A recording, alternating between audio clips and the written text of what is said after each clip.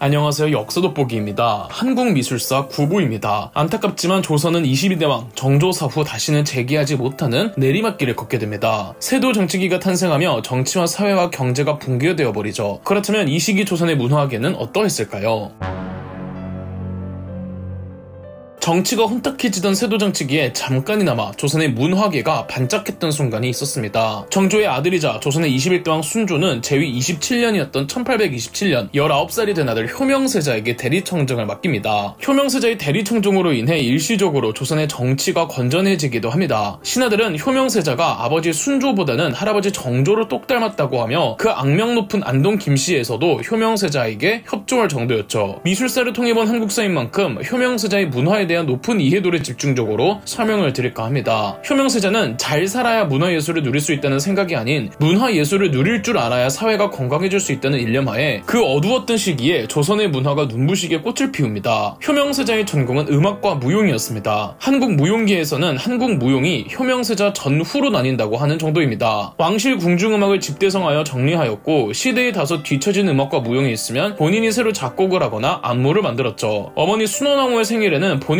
직접 안무를 만든 궁중무용, 춘행무를 선보이기도 했습니다. 효명세자가 직접 만든 궁중무용이 총 19개에 달한다고 합니다. 이 외에도 궁중연회나 의례가 있을 때마다 효명세자는 전부 자신이 직접 연출과 감독을 도맡았죠. 단순히 음악 쪽뿐 아니라 예술 전반에 대한 이해도가 높았던 것으로 보이는데 아버지 순조의 생일 때는 창덕궁 후원에 연경당이란 건물을 만들어 주었는데 이 연경당이 또 건축적으로 우수하다고 평가받고 있습니다. 연경당은 전형적인 양반가옥의 양식을 취하고 있지만 왕실에서 쓰이는 만큼 위엄을 갖추고 있고 또 단정하고 편안한 공간을 만들어 주어 오늘날 창덕궁 후원에 놀러오는 관광객들이 반하게 되는 모먼트죠. 특히 외국인들이 그렇게 좋아한다고 합니다. 연경당에는 과연 고급 한옥답게 정원이 있고 뒤편엔 계단을 타고 올라가 작은 언덕 위에 농수정이라는 정자를 세워두었는데 연경당의 구조를 보면 효명세자가 건축적으로도 이해도와 깊은 사고가 남달랐음을 알 수가 있습니다. 다만 효명세자의 대리청정은 몇 년 못 가고 효명세자는 요절합니다. 효명세자 사후 순조는 부쩍 연경당을 자주 찾았다고 하죠. 순조사 후 조선의 23대왕으로 등극한 군주는 순조의 손자이자 요절한 효명세자의 아들 헌종입니다. 꽃미남으로 유명한 국왕이죠. 과연 효명세자의 아들답게 헌종도 예술적으로 수준이 높은 편이었습니다. 아버지 효명세자가 연경당을 만들었다면 아들 헌종은 창덕궁 내부에 낙선제라는 양반가옥을 만들었습니다. 헌종은 후궁이었던 경빈 김씨를 굉장히 사랑했습니다. 두 사람의 낭만적인 사랑 이야기들이 야사에서 전설로나마 많이 전해지고 있습니다. 오죽 사랑했으면 헌종은 더 가까이에서 경빈 김씨를 자주 보고 싶다며 창덕궁 내부에 만든 별채가 석복헌과 낙선제입니다. 경빈 김씨가 석복헌에 머물도록 하고 그 옆 낙선제에는 본인이 기고하면서 사랑을 나누었죠. 효명세자의 연경당과 헌종 때 만들어진 석복헌과 낙선제는 조선 후기 고급 양반 한옥의 전형을 연구할 수 있는 귀중한 자료입니다. 낙선제는 고급스러운 품위를 물론 갖추고는 있지만 효명세자가 후원 쪽에 만든 연경당과 다른 게 있다면 더 규모가 작은 대신 아늑하고 사랑스럽다는 겁니다. 낙선제의 누마루 아래에는 아궁이를 가리기 위해 가벽을 설치하였는데 이 가벽에 장식한 조각이 현대 예술이라고 해도 과언이 아닐 정도로 다른 궁궐 건축에선 볼 수 없는 예술성을 뽐내고 있죠. 더군다나 낙선제 창문의 창살, 문양들이 하나같이 다 다르고 그 문양만 봐도 무슨 미술관에 온 것 같은 느낌마저 듭니다. 헌종의 낙선제는 비단 헌종의 러브스토리만 담긴 공간은 아니었습니다. 문인들을 무척이나 좋아했던 헌종은 문인들을 자주 낙선제로 불러 학문적 예술적 교류를 했답니다. 원헌고에는 헌종이 직접 지은 시와 직접 작사 작곡한 작품들도 있을 뿐더러 낙선제 뒤편에 승화루라고 이 헌종의 개인 소장 창고를 만들어 책과 서화, 수준 높은 인장들을 수집했다고 합니다. 헌종이 모았던 인장의 숫자가 500점이 넘었다고 하며 현재 남아있는 190점이 국립고궁박물관에 있죠. 기록에 의하면 헌종이 이곳 승화루에 모은 소장품들은 910종 4555점이라고 합니다. 청나라와 조선의 고전들과 더불어 위대한 문인들의 문집, 당시의 신간 서적들 653종에 이르는 서화, 중국 역대 명화가들의 작품들, 김홍도와 겸재정선의 작품들, 역대 조선 임금들의 글씨, 안평대군, 한석봉, 추사, 김정희 등의 명필들까지 망라되어 있었다고 하네요. 아쉽지만 이 모든 컬렉션이 불에 타 소실되었다고 합니다. 우리는 헌종 하면 요절한 국왕, 세도 정치기의 희생양 정도로 보고 있지만 실제로는 말씀드렸다시피 정무에도 성실히 임했고 인문학과 예술에 대한 전문성의 수준급이었습니다. 기록에서는 헌종에 대해 이렇게 평가한답니다. 평소에 실속 있는 것에 힘쓰려고 스스로 노력하셨다. 실사구시라는 말을 사랑하여 늘 좌우에 걸어두고 경계하고 반성하는 뜻을 붙이셨다. 성품이 사치하고 화려한 것을 것을 좋아하지 아니하여 평상복은 무명이나 모시옷에 지나지 않았다. 평소에 서화를 사랑하여 고금의 명가들, 필적들을 다 내부에 모아두시고 금속의 유문을 고증하며 역사에 누락된 것을 보완하고 정정하셨는데 석학일지라도 여기에 미치지는 못했다. 그리고 서예에 있어서 전서와 예서는 오묘한 경지에까지 이르셨다. 이런 헌종이 가장 크게 영향을 받았던 당대 한 예술가가 있었습니다. 바로 추사 김정이었습니다.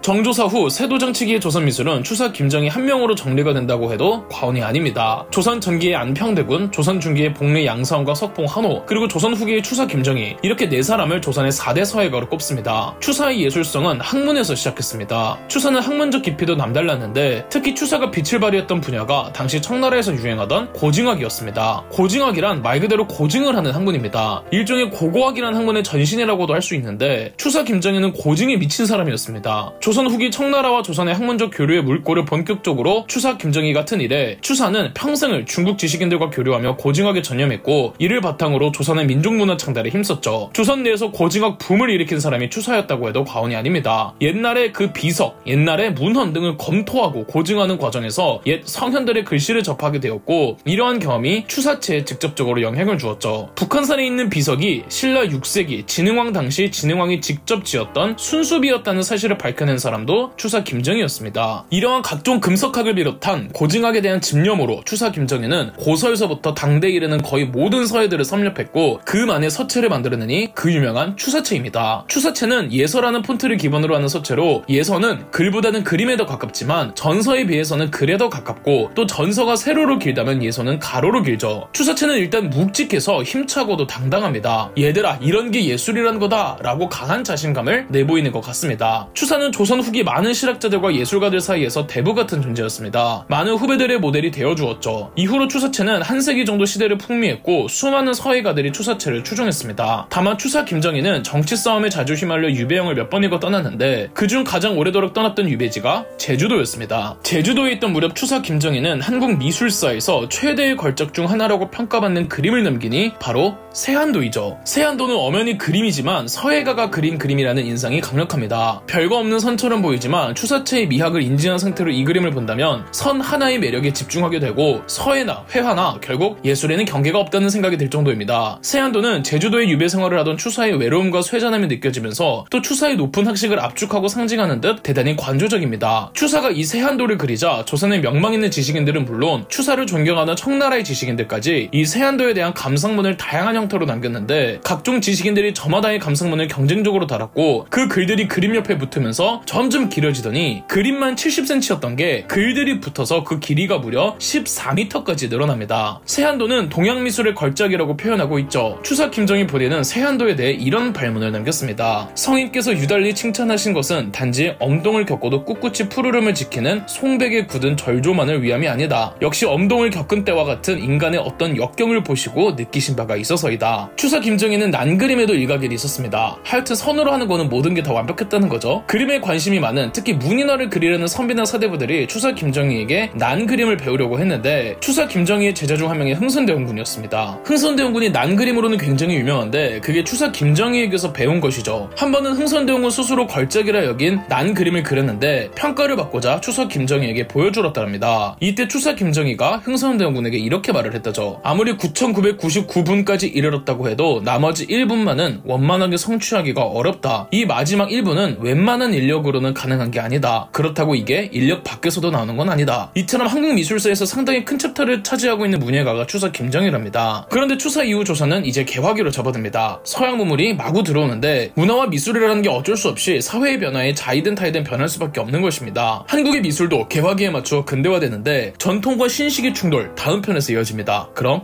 역사 돋보기였습니다. 저희 역사 돋보기가 멤버십 가입을 시작했습니다. 멤버십 가입을 해주신 분들 덕분에 영상 제작에 큰 도움이 되고 있습니다. 감사합니다. 영상 재미있으셨다면 구독과 좋아요, 알림 설정까지 해주시면 감사드리겠습니다.